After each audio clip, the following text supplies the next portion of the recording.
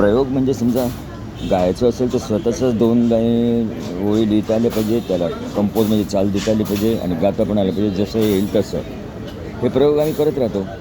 आणि तो होतं काय की आपण दुसऱ्याचे फॉर एक्झाम्पल लता मंगेशकरचं सरस्वती आहे. अनेक मुली तिची गाणी गाऊन करिअर करत आहेत, म्हणजे प्रतिलता. आता ते अतिलतापर्यंत आलेले आहेत.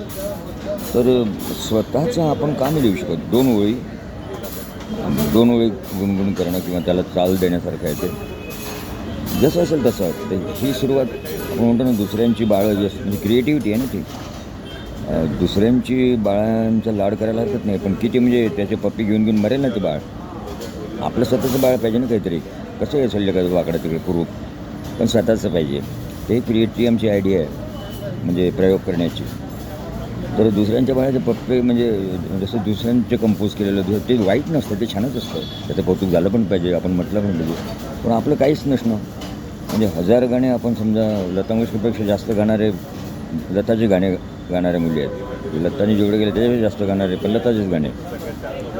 स्वतःच्या 2 ओळी लिहिता नाही ना सुशिक्षित माणसाला, तर ते कुठेतरी मग टीचिंग मेथडमध्ये काय मराठी काय शिकलो आपण? मराठी म्हणा, इंग्रजी म्हणा, जे काही कंपल्सरी आहे ना इंग्रजी.